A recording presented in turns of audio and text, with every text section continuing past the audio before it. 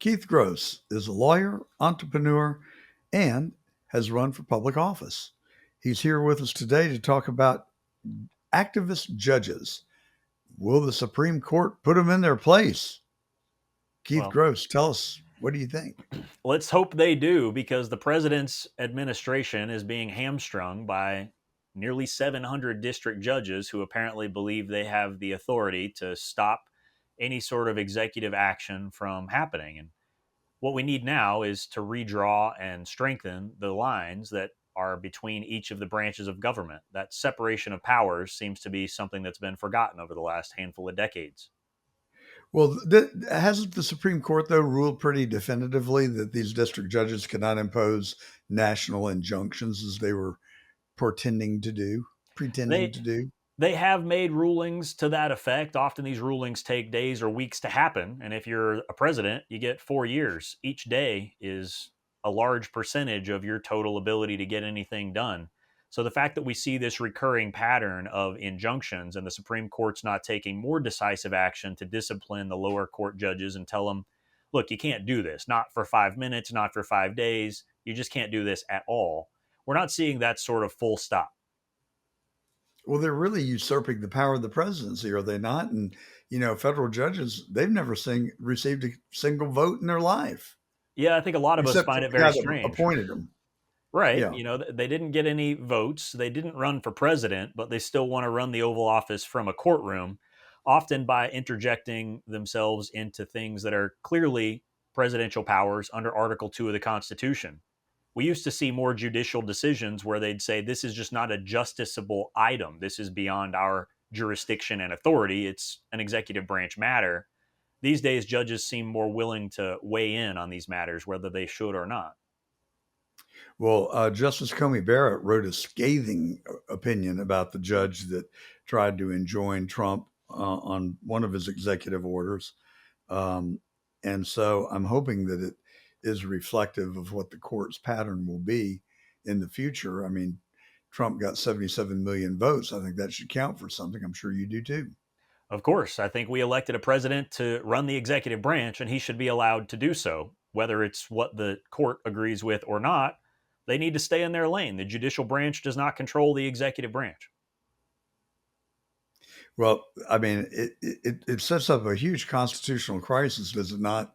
If these district courts are allowed to impose their own bias on the president, the duly elected president of the United States, and so I think the Supreme Court recognizes that and does not want to bring us to a constitutional crisis, and that there is in fact a um, rule of the court that the court will not rule in the case where they do not have the power to enforce their order or that it would likely not be followed. Yeah, that's certainly the general principle, and we don't want to see a constitutional crisis because if the Supreme Court, fails to intervene with some of these district court judges and their unconstitutional orders, they leave the president in a situation where his only option is to either give up part of the power of the presidency unconstitutionally to the judicial branch and accept a pointless defeat, or to ignore that court's order, which will have the left screaming on the news about a constitutional crisis without recognizing the fact that to the extent there is a crisis, it would be one created by the judicial branch taking power from the executive branch unconstitutionally. And so, Yeah, no, I fortunately, we agree have a with you. president pushing back on that. Well, you've written a book called Dirt Roads to Runways. Tell us about your book. What was your inspiration and what's the theme of the book?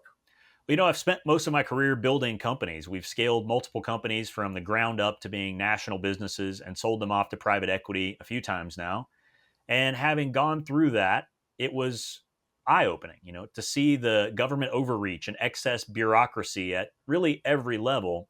I don't meet too many folks who have liberal views who have also run a business because once you realize that it's really hard to run a business, you have to work hard to earn your money, and the government usually stands in the way rather than helps. You start to understand that the government's not very good at managing our money or their own. So and so, tell us about the book specifically. Like, is it a reflection of your experiences? Yeah. Are you is it an So anecdotal sort of walk down memory lane for you?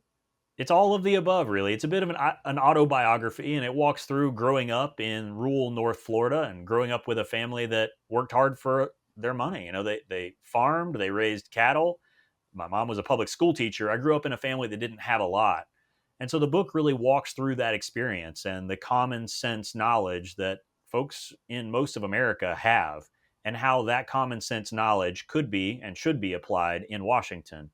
It walks through some of the experiences I had in business and details some of the hardships and how some of those hardships are relevant in today's economy, but also how we can get back to the freedoms and opportunity that made the American dream possible. Because I've lived the American dream, but I see that dream slipping away every year as government gets more intrusive, as our national debt goes up, as inflation makes it impossible to afford most things for the next generation. So, how have you been successful in scaling businesses? I mean, that takes a lot of cash, does it not? What were your sources for funding? A lot of folks, they think that there's the adage of it takes money to make money, and I suppose it does, but you can start with very little and just start saving, and that's what we did. The first company that we scaled national started with one small location. It was a couple of pressure washers and a truck. It wasn't a very expensive outfit, and often we were washing trucks till the wee hours of the morning because the crew didn't show up, and Yeah. we had to do the labor ourselves. So we would do that, and we did it for years. It took nearly 10 years to grow that company from one location into serving nationwide. So it didn't take a lot of money to start, but because we saved virtually everything we earned along the way, we didn't take days off, and we reinvested almost every penny we got back into the business. Over time, that really compounded, and it was a function of giving up satisfaction in the short term in order to achieve long term goals. Well, it's really impressive what you've done. So, do you? I've been saying for several months now that it is my sense that President Trump is really reconstructing our nation's economy, and mainly from the standpoint of government. He's got new sources of revenue coming from the gold cards, from tariffs, and then well, the last number I heard is $15 trillion in committed new investment in the United States in tools, plant, and equipment. Then couple that with the big, beautiful bill, which a lot of people don't like because it did not introduce the spending discipline that we had wanted. Yet it did, I believe it will have the effect of expanding our economy because he's reducing taxes on Americans. He's codified the 2017 Trump tax cuts, which should encourage the consumer and build consumer confidence, which is the largest component of our economy. Then, if he can come along and truly do impose spending discipline in the next two beautiful bills that are being talked about, it seems to me that he really could be ushering in the golden age. All he needs now is the Fed to cooperate, and it seems to me that this economy is about to catch on fire.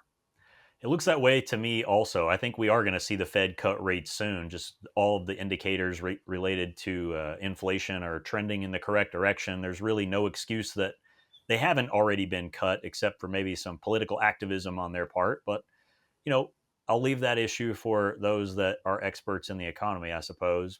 With respect to the way Trump is reformatting our economy, in many ways, it's a return to the way our economy used to work. Pre 1913, there was no income tax at all. Our government funded itself almost entirely on tariff income.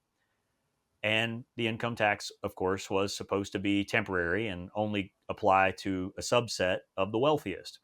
Naturally, that's not how it worked out. Like all temporary government programs, it became a never ending, massive thing. So Yeah.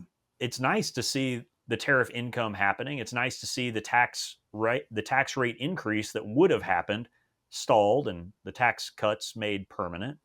I think we are going to see our economy really pick up and move forward. Donald Trump's also doing some important work on foreign trade.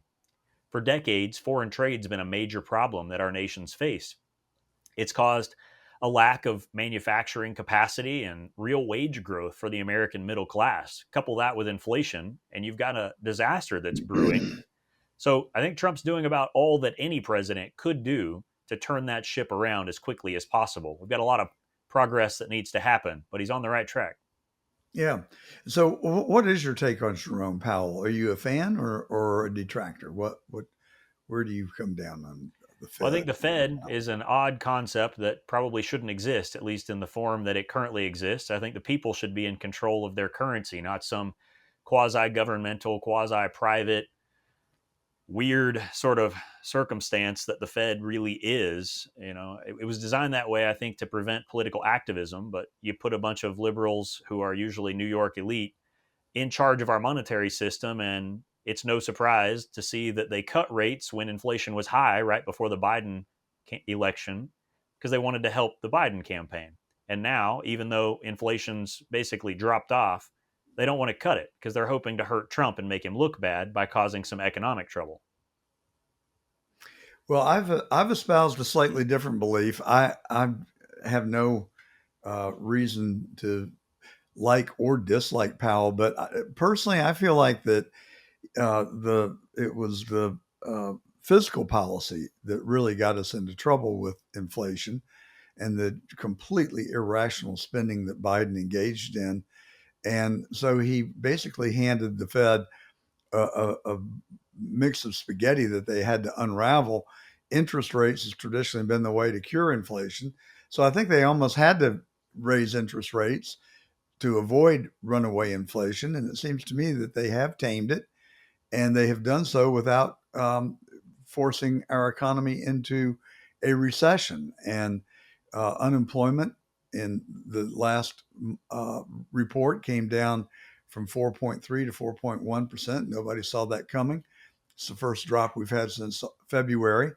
And so, I mean, I kind of give them high grades. Am I missing something here?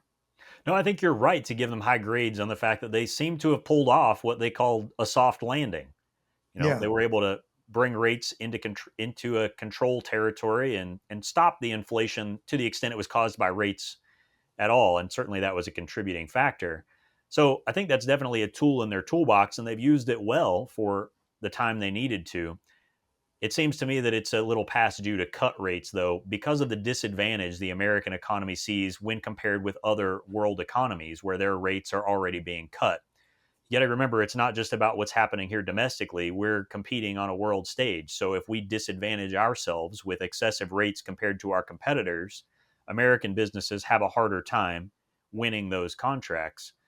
And also, I mean, you're correct on your point that so much of the inflation was really a function of government spending. I think rates are probably a minority on that. Most of it is government spending. The Biden administration spending bill was like $7 trillion that got added. That's insane. We shouldn't be spending that much, but it costs a lot to run a government if you want the government to be everything to everyone, which is why I usually advocate for going back to a more constitutional, streamlined federal government that just doesn't do that many things. It should be a very small federal government. Well, and I think that there is a very pragmatic way of accomplishing that, and that is just to turn over a lot of the government functions to philanthropy, which seem to be able to distribute the funds and do the work a lot more efficiently than government can, and in most cases without the advent of graft and corruption. And so I don't know how you do that. But America already is the most philanthropic country on earth. I don't know, and that's a model that seems to be working. I don't know why we don't take a lot of those government services out of the government and put them in the hands of philanthropists. I think it comes from well meaning politicians hoping to score points. They all want to put out a press release saying, we just provided health care to this large population. But that's not Yeah, the federal government's role. Like you said, that score can be handled in a philanthropic fashion. score points or score votes. Yeah. I think they're one and the same. So, in your book, "Dirt Roads to Runways," what is the metaphor of on runways? What do you what's the point there? Yeah, I think the idea there was to highlight the fact that I'm a kid that grew up on a country dirt road, living in a trailer, and now I fly my own jet. So if I Gotcha. can What kind live of the jet do you American dream, fly? anyone can. Say again? What kind of jet do you fly? It's a Phenom. It's a relatively small one. It's a Phenom 100. It's a twin engine, 6-seat jet. So cruises at about 41,000 feet, but it's a quick way to get places. I have flown the Phenom, and I have an Eclipse jet, which is a very similar jet in terms of performance and speed and altitude, but it burns a whole lot less fuel than yours does. Yeah. So I flew it here from Atlanta last night, and I marvel at the air route traffic control system. There were storms all the way up and down the west coast of Florida, and we just flat out threaded the needle when I was coming into Pompano. So Yeah. safe flight, happy landing, and I, like yourself, uh, flying has been a passion of mine since I was 15, and it is one of the things that I truly do enjoy. Well, thanks so much for having me on, and safe flying and good landings to you too. Same to you, and thank you for coming on. How's the book doing, and where do we find it? So the book, you can find it anywhere books are sold, barnesandnoble.com, amazon.com. It's also an audiobook on Audible. And the book's doing great. You know, it's priced really low. I think the lowest they would let us set it on Amazon is 99 cents. It's not about selling books. It's about getting the message out Getting there the and message out. Yeah. energizing the next generation. Well, thank you for doing that, and that's valuable work. Keith Gross, entrepreneur, author, and a jet pilot. Thank you for being on The Truth today, and have a great rest of your weekend. Thanks so much. You too.